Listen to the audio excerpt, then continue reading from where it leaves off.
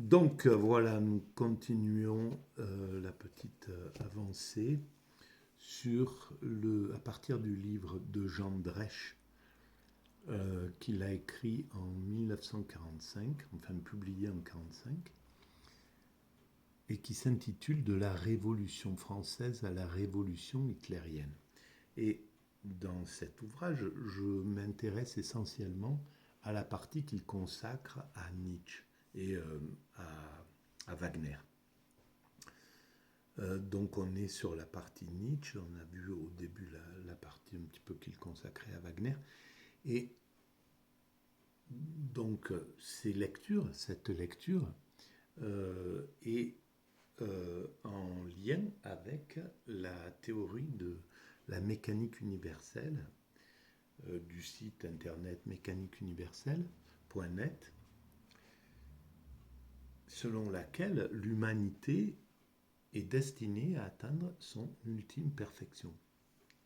Nous évoluons vers la paix universelle, la fraternité, l'amour absolu, l'extase, le nirvana, l'éveil, la sagesse, bref, peu importe comment on appelle ces termes, ce sont que des termes qui qualifient une sensation intime. Voilà, donc il était important d'essayer de comprendre les intentions en fait de Hegel, parce que c'est clair que c'est assez ambigu. Pendant longtemps, j'ai lu Hegel au premier degré, et effectivement, c'est peut-être pas ce qu'il faut faire. Euh, le premier degré peut révolter en fait quelqu'un qui serait universaliste, qui euh, chercherait, qui serait pacifique, hein, qui préconiserait plutôt le pacifisme, la concorde universelle, etc., comme c'est mon cas. Euh, je suis peut-être le fruit d'un bisounours et d'une... je ne sais pas exactement. Bon, bref, en tout cas, euh, une phrase a été très importante. Je vais la reprendre, une phrase de Jean Dresch, et c'est là où lire, par exemple, la façon dont Jean Dresch a a pensé Nietzsche en 1945, je trouve qu'elle est vraiment belle, humaniste, ouverte, et parce qu'à cette même époque, enfin à la fin, à la sortie de la guerre, euh, bien des nazis se sont un peu appuyés sur les propos de Nietzsche et les ont déformés très certainement, ou les ont utilisés de toute manière à des fins criminelles, ce qui n'était pas leur destination classique. Donc là, je lis. Mais sous quel aspect? Donc, il parle du surhomme, hein, voilà, le, le surhomme selon Nietzsche. Mais sous quel aspect l'énergie volontaire doit-elle se manifester? Domination sur les autres ou sur soi-même? Quelle forme le surhomme doit-il revêtir? La dureté la dure barbarie ou la bonté prête chaque jour à se répandre? Les réponses à ces questions, et à bien d'autres du même ordre, il faut les chercher dans l'œuvre entière de Nietzsche. On y trouvera toutes les contradictions, et c'est ça qui est intéressant. On y trouvera toutes les contradictions. Je n'ai pas lu que l'œuvre totale de Nietzsche, et c'est vrai que voilà, si on s'arrête sur des petits passages, on se trompe évidemment. Mais moi, je ne cherche pas à travailler sur l'œuvre de Nietzsche en réalité. Hein.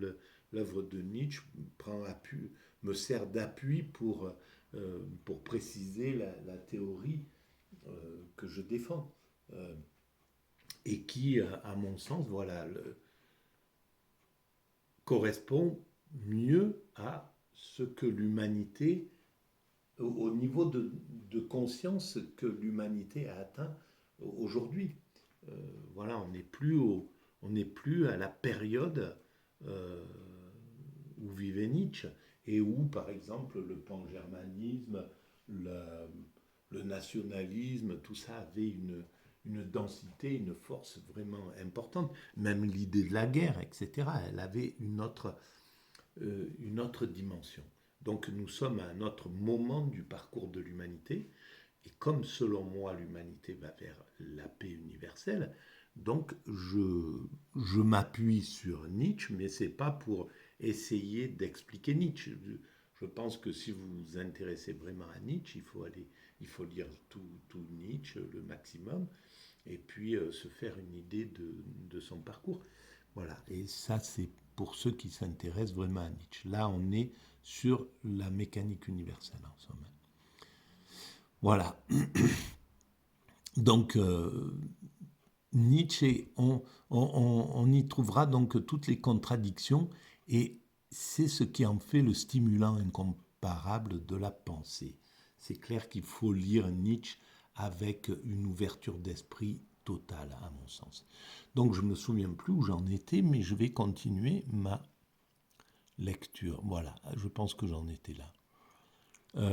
Donc, en 1888, Nietzsche écrivait que depuis l'avènement de l'Empire, les Allemands ne comptent plus dans l'histoire de la civilisation européenne.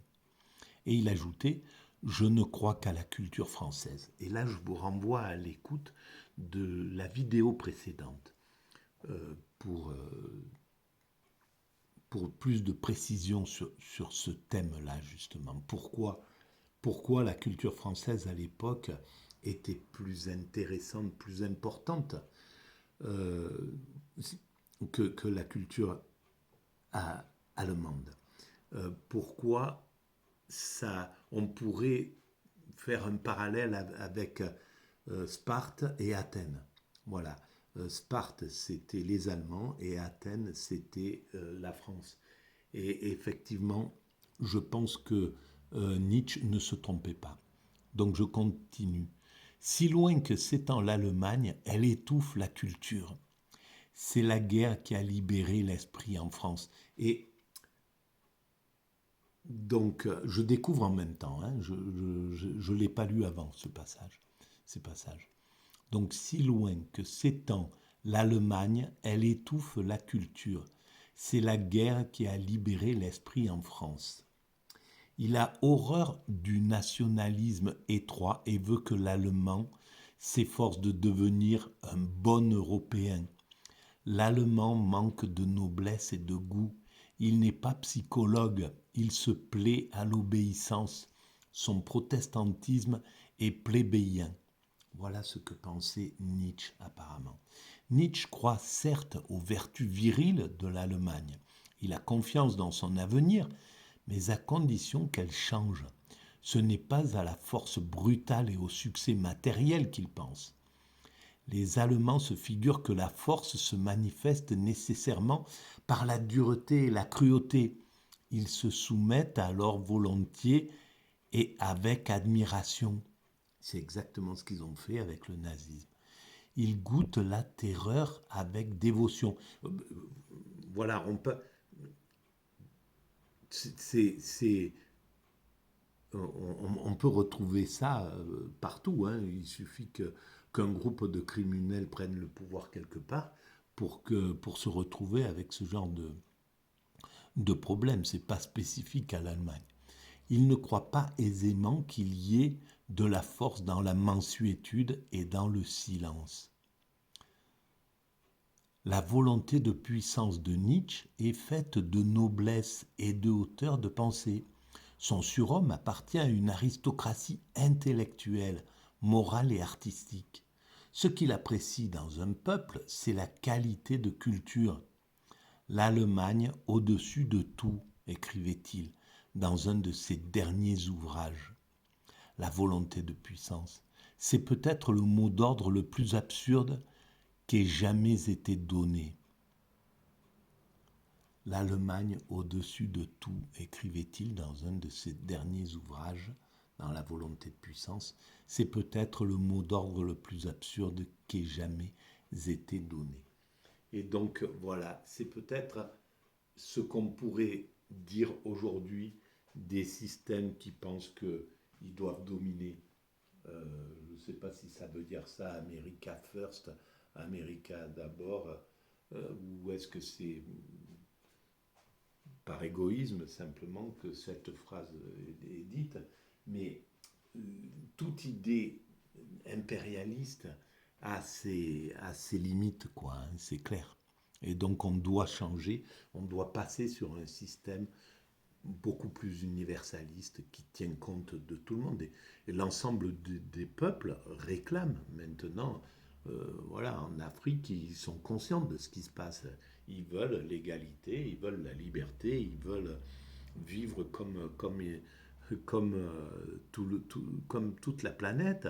Et c'est pareil en Asie, c'est pareil en Amérique latine, c'est pareil chez les pauvres américains, c'est pareil en Europe, etc. Donc, ce désir universel, on ne l'arrêtera pas, le système ne l'arrêtera pas, ne le bloquera pas. Donc, l'humanité doit se mettre en marche vers cette universalité. Donc, je continue.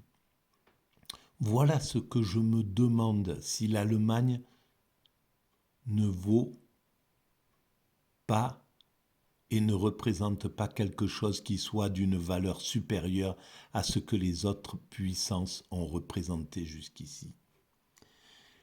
Et écoutez ce qu'il dit de l'État, la nouvelle idole à laquelle l'Allemand fait tous les sacrifices. L'État, qu'est-ce que cela ? Allons, ouvrez les oreilles, je vais vous parler de la mort des peuples. L'État, c'est le plus froid des monstres froids. Il ment froidement, et voici le mensonge qui rampe de sa bouche. Moi, État, je suis le peuple. Et c'est là où il y a une ambiguïté, évidemment. Parce que, évidemment, pour l'État nationaliste et antidémocratique, c'est une catastrophe. L'État est une catastrophe, bien entendu. Et c'est ce qu'on a retrouvé autant dans le communisme que dans les dictatures de droite. Dictature de gauche ou de droite, c'est un problème. Il n'y a qu'en démocratie où l'État doit être fort. Pour moi, à mon sens, l'État, voilà, quand il est fort en démocratie, comme ce fut par exemple le cas dans les 30, ce qu'on a appelé les 30 glorieuses, alors là, oui, l'État est bénéfique à l'ensemble de, de, de la nation et de l'humanité, en somme, parce qu'il montre un message intéressant. Alors, donc, l'État, c'est le plus froid des monstres froids. Il ment froidement, et voici le mensonge qui rampe de sa bouche. Moi, État, je suis le peuple. C'est un mensonge. Il était des créateurs ceux qui créèrent les peuples, qui suspendirent au-dessus d'eux une foi et un amour. Ainsi, ils servaient la vie. Ce sont des destructeurs ceux qui tentent de piéger des pièges, ceux qui tendent des pièges au grand nombre et qui appellent cela État. Ils suspendent au-dessus des peuples un glaive et leur appétit. Et le problème du peuple, c'est que c'est exclusif. Et maintenant, on est dans un système inclusif. Voilà, d'où le pays et la nation, la différence. Un pays, c'est la réunion ethnique, la réunion d'un peuple. Et une nation, c'est l'amalgame de tout un tas de différences. Différences culturelles, différences ethniques, différences religieuses, différences. Et tout ça doit cohabiter.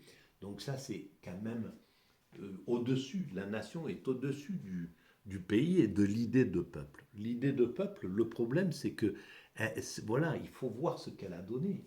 Elle donne le racisme, elle donne à partir du moment où elle est exclusive. Parce que si l'idée de peuple, si elle devient touristiques, en somme. Je ne sais pas comment on pourrait expliquer ça. Si elles deviennent, euh, euh, du- comment on pourrait dire, mince, il y a un terme, il me revient pas dans l'esprit. Euh,